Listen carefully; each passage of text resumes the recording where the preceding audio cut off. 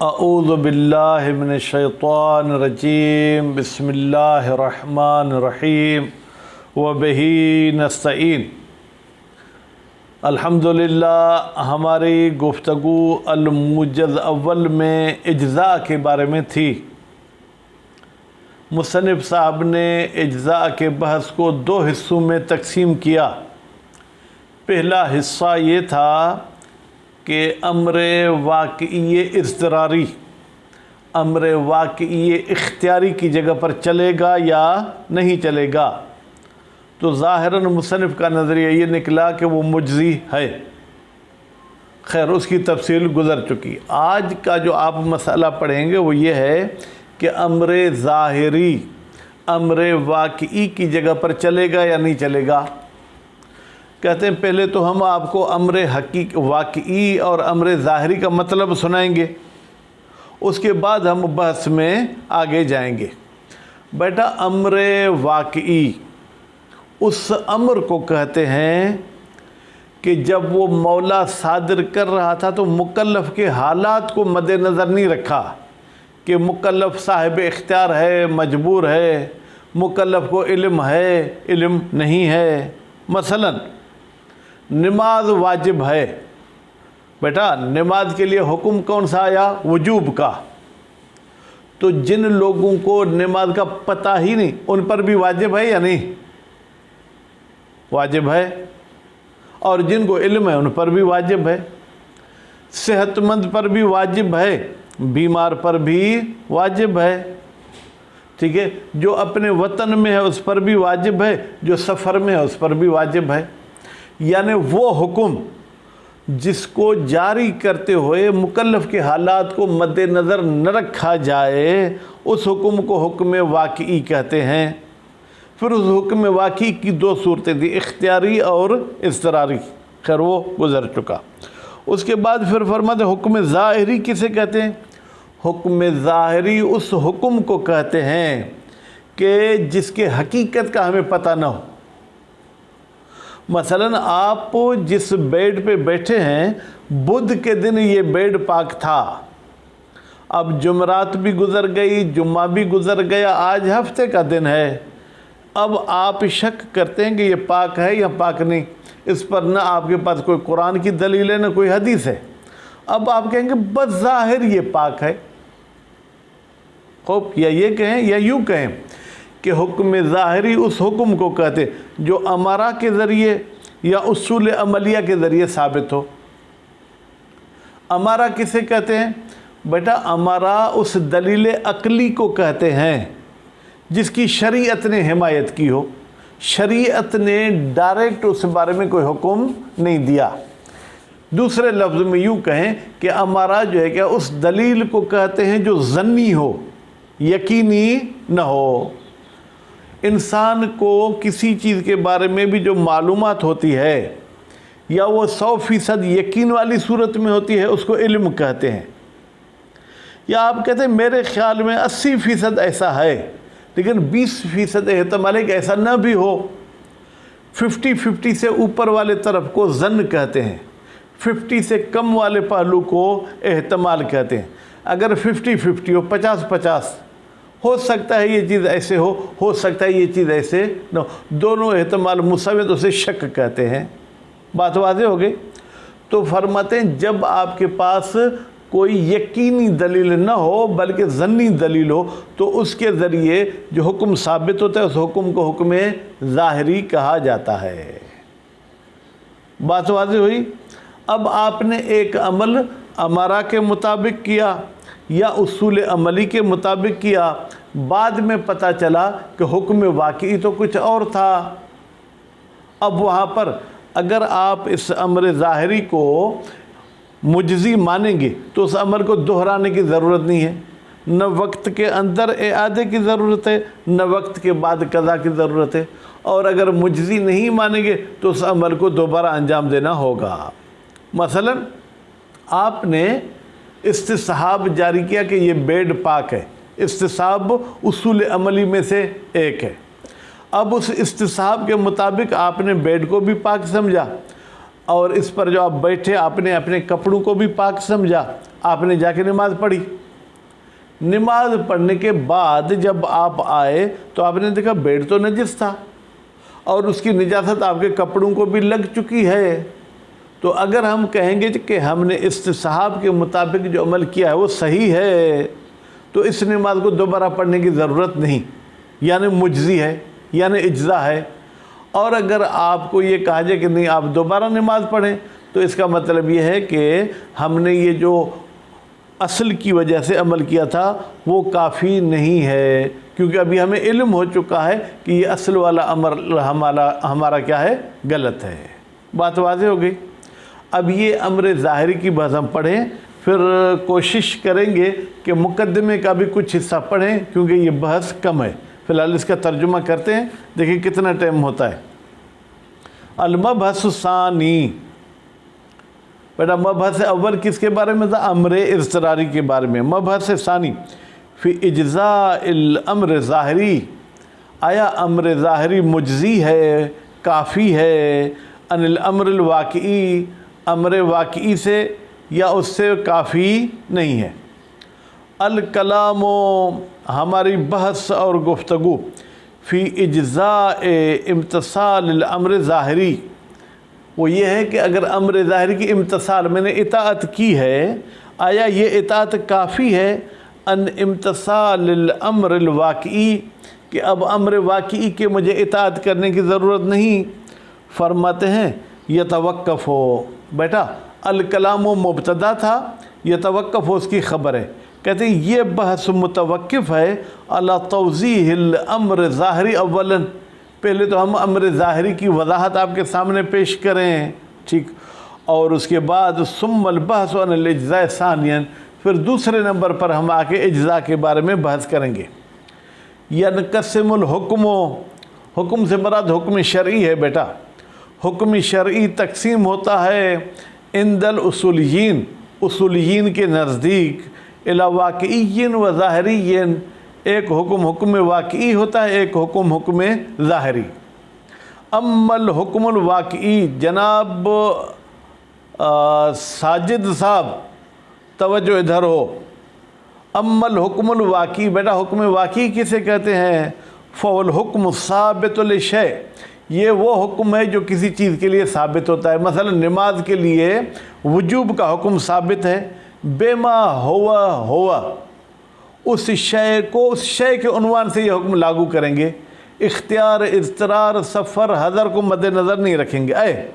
من غیر لحاظ کون المکلف، یعنی ہم اس چیز کا لحاظ ہی نہیں کریں گے، ہم اس چیز کو مد نظر ہی نہیں رکھیں گے کہ مکلف جاہلاً بالواقع، آیا اس کو واقع اور حقیقی حکم کا جہل ہے، او شاکن فیہ، یا اس کو حقیقی حکم میں شک ہے، کا وجوب صلاۃ، جیسے نماز کا واجب ہونا، و صوم، روزے کا واجب ہونا، و زکوٰۃ، اور زکوٰۃ کا واجب ہونا۔ بیٹا اس کے بعد لکھا ہے میری کتاب میں وغیر ہما، یہ ہما غلط ہے کیونکہ تین چیزیں گزری ہیں، نماز، روزہ، زکوٰۃ، تو ان کی طرف بیٹا تثنیہ کی ضمیر نہیں جائے گی، غیر ہا کر دیں، مونس کی ضمیر، مونس کی ضمیر جمع کی طرف پلٹ سکتی ہے۔ من الاحکام القطعیہ، وہ احکام جو کیا ہوتے ہیں قطعی اور یقین ہوتے ہیں، مثلا وجوب الحج، جو وجوب الامر بالمعروف۔ واما الحکم ظاہری، اچھا حکم ظاہری کسے کہتے ہیں؟ فالحکم ثابت للشیء، یہ وہ حکم ہوتا ہے جو کسی چیز کے لیے ثابت ہوتا ہے لیکن عند عدم العلم بالحکم الواقعی۔ دیکھیں اوپر والا حکم یہ تھا کہ آپ کو علم ہو یا نہ ہو حکم ثابت ہے، یہ جو ابھی حکم ظاہری ہے یہ اس صورت میں آپ کے لیے ثابت ہوگا جب آپ کو حقیقی کا علم نہ ہو، پس عدم العلم کو مد نظر رکھا گیا ہے۔ ہذا کا اشارہ کہاں جائے گا بیٹا؟ حکم ظاہری کی طرف۔ یہ جو حکم ظاہری ہے کل احکام ثابت، مثلا وہ احکام جو ثابت ہوتے ہیں امارات کے ذریعے۔ بیٹا امارات، امارتن کی جمع ہے، امارتن کا مطلب یہ ہے کہ وہ عقلی دلیل کی جن کی شریعت نے حمایت کی ہے۔ مثلا عقل یہ کہتی ہے کہ اگر آپ کے پاس کوئی خبر لے آیا ہے تو یکدم آپ اس کی تردید بھی نہیں کرو، یکدم مانو بھی نہیں، اس کی جانچ پڑتال کرو۔ خوب، یا عقل یہ کہتی ہے کہ ظلم و قبیح، ظلم کبھی ہے، تو شریعت کہتی ہے ہاں ظلم کبھی ہے، عقل والی بات کی حمایت کرتی ہے۔ والاصول، یا وہ حکم جو ثابت ہوتا بیٹا اصول کے ذریعے۔ اذا عرفت ذالک، جب آپ نے یہ بات پہچان لی کہ حکم واقعی کیا ہے اور حکم ظاہری کیا ہے، یقع الکلام، تو پھر واقع ہوتی ہے ہماری بحث اور گفتگو کس میں؟ فی ان العمل بالامارۃ، بتحقیق کہ اگر آپ نے امارہ پر عمل کیا، او الاصول، یا آپ نے اصول پر عمل کیا، حل یقتضی، کیا یہ عمل تقاضا کرتا ہے؟ یقتضی میں بیٹا ہوا کی ضمیر مستتر ہے جو عمل کی طرف جا رہی ہے، الاجزاء ان امتثال الامر الواقعی، کہ یہ میرا عمل کافی ہے امر واقعی والے عمل سے، او لا، یا کافی نہیں ہے۔ فمثلا بھائی مثال دے کے سمجھائیں، اذا دل خبر الواحد، دلالت کرتی ہے بیٹا خبر واحد، توجہ، خبر بمعنی حدیث، حدیث کی ایک لحاظ سے دو قسمیں ہیں، حدیث متواتر تقیشہ اور حدیث واحد۔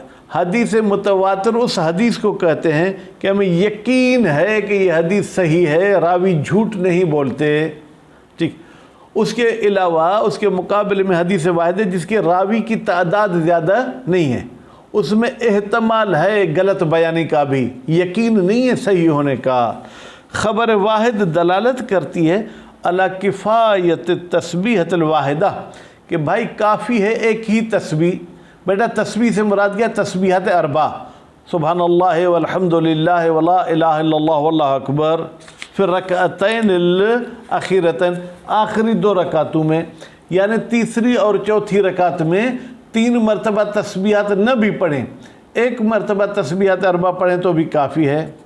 او دل، بیٹا دل میں ایک ہوا کی ضمیر مستتر ہے جو پلٹ رہی ہے کس کی طرف؟ اس خبر واحد کی طرف۔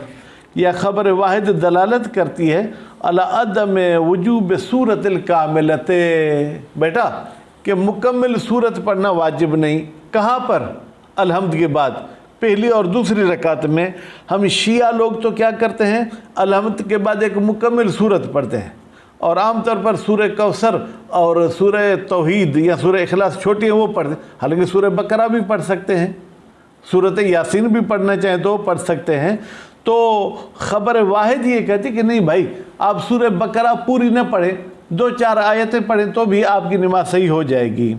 او عدم وجوب جلوس، یا خبر واحد دلالت کرتی ہے کہ ہر دوسرے سجدے کے بعد بیٹھنا واجب نہیں، بلکہ سجدے کے بعد فوراً بھائی آپ کھڑے ہو جائیں تو کھڑے ہو سکتے ہیں، جیسے ہمارے برادران اہل سنت جو ہے کیا ہے وہ نہیں بیٹھتے ہیں بلکہ دوسرے سجدے سے ڈائریکٹ اوپر چلے جاتے ہیں، بعد سجدت ثانیہ، دوسرے سجدے کے بعد۔ بیٹا یہ مثال ہے، آپ اس کو فتویٰ نہیں سمجھنا، مثال دے رہے کہ اگر خبر واحد ایسی کوئی دلالت کرے، فَطُبِّقَ الْعَمَلُ، اور پھر فٹ کیا گیا عمل کو بھی علی وفق الامارۃ، سے امارہ کے مطابق، یعنی آپ نے تیسری چوتھی رکعت میں ایک تسبیحات اربع پڑھی، اور آپ نے پہلی دوسری رکعت میں مکمل صورت نہ پڑھی، اور آپ نے نماز میں دوسرے سجدے کے بعد بیٹھنے کی زحمت نہیں کی، ڈائریکٹ اٹھ گئے، ثم تبین خطأها، پھر ہمیں پتہ چلا کہ یہ امارہ تو غلط تھی، بلکہ ہمیں تسبیحات اربع 1 نہیں 3 پڑھنی چاہیے تھیں، ہمیں صورت ادھوری نہیں پوری پڑھنی چاہیے تھی، ہمیں دوسرے سجدے کے بعد بیٹھنا چاہیے تھا۔ فہل یجزی، کیا بیٹا یہ عمل مجزی ہے ان الاعادۃ، کہ ہم اس نماز کو جو کہ ایک تسبیحات اربع والی تھی یا آدھی صورت والی تھی، اس کو اعادے کی ضرورت نہیں ہے وقت میں، والقضاء خارجہ، اور اگر وقت گزر گیا تو اس کے قضاء کی بھی ضرورت نہیں ہے، او لا، یا مجزی نہیں ہے۔ خوب، یہ مثال دی بیٹا امارہ کی۔ اب اصول کی مثال دیں۔ او اذا صلی فی ثوب، یا ایک شخص کپڑوں میں نماز پڑھتا ہے، ساجد صاحب، خوب، مستصحب طہارت، ایسے کپڑے کہ جن کے طہارت کا انہوں نے استصحاب کیا، یعنی مجھے شک تھا کہ میرے کپڑے پاک ہیں یا نجس ہیں، استصحاب کا مطلب انشاءاللہ آپ الموجز دوم میں پڑھیں گے، ابقاء ما کان کما کان، यानी आप बाकी रखें जिस चीज़ को जैसे थी वैसे ही। कल तो ये मेरे कपड़े पाक थे, आज शक करो पाक हैं या नहीं, तो आप इसको पाक समझो। सुम्म तबय्यन अन्नहु नजिस, फिर पता चला कि ये तो मेरे साथी ने रात को इस्तेमाल किए थे और नजिस भी कर दिए थे, हालांकि मैं नमाज पढ़ चुका। फ़हल युज्ज़ी, क्या ये इन कपड़ों में नमाज पढ़ना मुज्ज़ी है? अनिल इआदत फ़िल वक्त, कि अगर वक्त है तो उसको दोहराने की ज़रूरत नहीं। वल क़ज़ा बादहु, और कज़ा की भी ज़रूरत नहीं है बादहु, वक्त के बाद। और ला के बाद बेटा युज्ज़ी का लफ्ज़ रखें, या मुज्ज़ी नहीं है। फ़ीहे अक़वालुन, बेटा इस इज्ज़ा के बारे में चंद अक़वाल हैं। सालिसुहा, उन अक़वाल में से तीसरा कौल जो है वो अल इज्ज़ाओ, कि भाई ये अमल मुज्ज़ी है मुतलकन, चाहे अमरा के मुताबिक आपने अमल किया हो, चाहे उसूल के मुताबिक अमल किया हो। मिन गैर फ़र्क़न, कोई फ़र्क नहीं है बैन कौन लिम्तिसाल बिल अमारत अविल असल, कि हमने वो इताअत अमारा के ज़रिए की हो या असल के ज़रिए। तो ये बेटा तीसरा कौल था। अब वो दो और कौल भी बता दें, तवज्जो। इन्होंने कहा मुतलकन मुज्ज़ी है, तो एक कौल ये है कि मुतलकन मुज्ज़ी नहीं, यानी न अमारा वाला अमल मुज्ज़ी है न उसूल वाला अमल। और तीसरा कौल ये होगा कि भाई अमारा वाला मुज्ज़ी है, उसूल वाला मुज्ज़ी नहीं है। ये आपको उसूलुल फ़िक़्ह में जाके देखें, ये अक़वाल का पता चल जाएगा। मेरे ख्याल में अब हम नई बहस शुरू नहीं करते हैं, ठीक है, वो इंशाअल्लाह हम कल पढ़ेंगे। सल्लल्लाहु अला मुहम्मद व आले मुहम्मद।